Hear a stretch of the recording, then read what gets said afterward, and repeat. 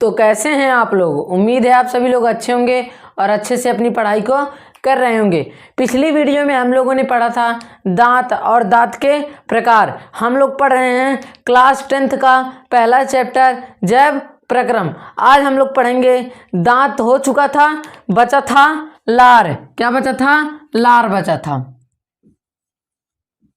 लार बचा था और क्या बचा था? जीभ बचा था। पहले जान लेते हैं लार। लार क्या होता है? लार, अब देखिए लार कहाँ है, पहले जानिए लार कहाँ है। लार कहाँ है? लार हमारे मुख में है। कहाँ है? मुख में है। अब हमारे मतलब मुख में 3 जोड़ी लार ग्रंथियां पाई जाती हैं। कितनी जोड़ी लार ग्रंथियां पाई जाती हैं? 3 जोड़ी।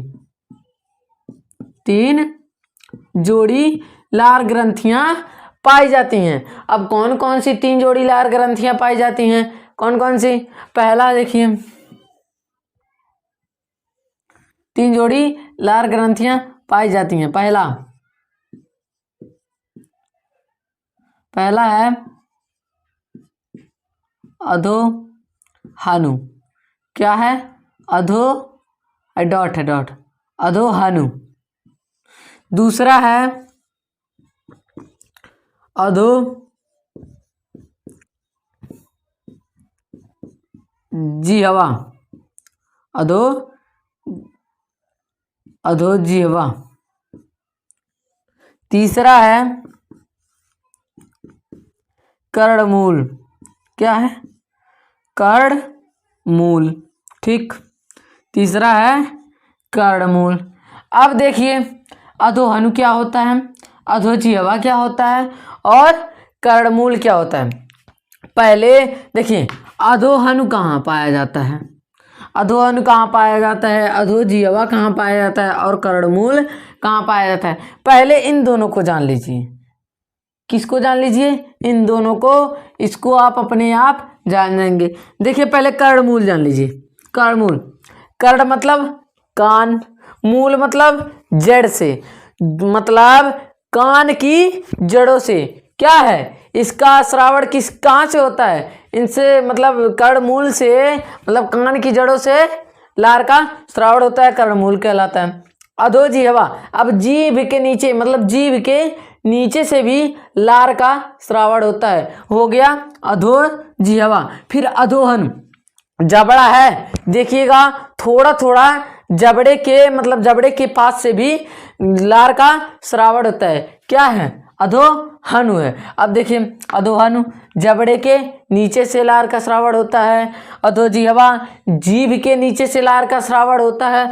और कर्णमूल, कान की जड़ों से लार का श्रावण होता है। लेकिन सबसे ज्यादा लार का श्रावण, सबसे ज्यादा लार का श्रावण कहाँ से होता है?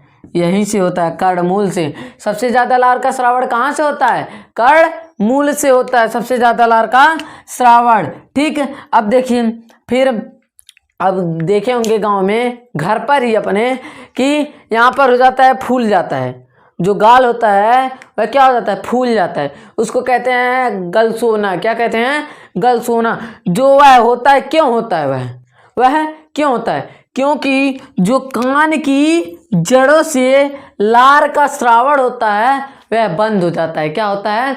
बंद हो जाता है। इसी कारण, मतलब अगर अधोजिह्वा मतलब इस जगह से हो गया तो यहाँ कहीं होगा गलसोना, अगर अधोहनु यहाँ कहीं हो जाएगा, अगर कर्णमूल तो यहाँ कहीं हो जाएगा। मतलब अगर तीनों जगहों में से किसी न किसी में से किसी एक से लार का श्रावण बंद हो गया तब क्या होगा? गलसोना कहते हैं। क्या कहते हैं?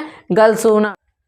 अब जान लीजिए कि लार के क्या कार्य हैं। लार के कार्य, इसके क्या कार्य हैं? देखिए लार के क्या कार्य हैं।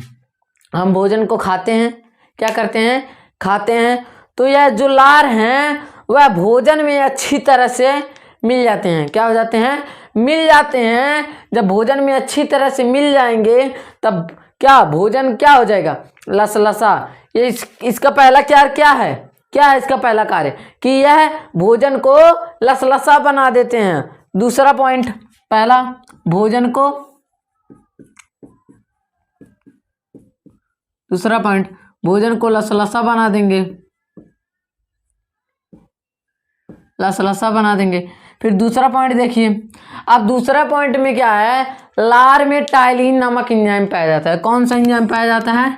टाइलिन नामक एंजाइम पाया जाता है। ठीक, टाइलिन नामक एंजाइम पाया जाता है। एंजाइम को ई से व्यक्त करते हैं। टाइलिन नामक एंजाइम पाया जाता है जो स्टार्च को, किसको? स्टार्च को माल्टोज में बदल देता है। क्या कर देता है? माल्टोज में बदल देता है, जो स्टार्च को माल्टोज में बदल देता है। दूसरा कार्य हुआ। अब तीसरा कार्य देखिए, अब तीसरा कार्य क्या है? तीसरा कार्य है, एक और एंजाइम पाया जाता है लार में, लाइसोजाइम नामक एंजाइम पाया जाता है। कौन सा? लाइसोजाइम नामक एंजाइम पाया जाता है जो भोजन के साथ, मतलब कुछ कीटाणु भी जाते हैं कि नहीं, उन कीटाणुओं को, जीवाणुओं को मारने का कार्य करता है। क्या करता है? जीवाणुओं को मारने का कार्य करता है, मारने का कार्य करता है। देखिए, पहला, यह भोजन को लसलसा बना देता है जिससे हमें भोजन निकलने में आसानी होती है, निगलने में। दूसरा, टाइलिन नामक एंजाइम पाया जाता है जो स्टार्च को माल्टोज में बदल देता है। तीसरा, लार में लाइसोजाइम नामक एंजाइम पाया जाता है जो भोजन के साथ आए हुए जीवाणुओं को मारता है। अब लार का हो गया समापन। जान लेते हैं कि जीव क्या होता है, मतलब जीव क्या होता है। अब आप ही सोचिए कि जीव क्या होता है। जीव क्या करता है? बोलने में सहायता करता है कि नहीं करता है? करता है। फिर यह दांतों की सफाई भी करता है। ऐसा करिए, कर रहा है कि नहीं कर रहा है? कर रहा है। यह दांतों की सफाई करता है, बोलने में मदद करता है, और क्या करता है?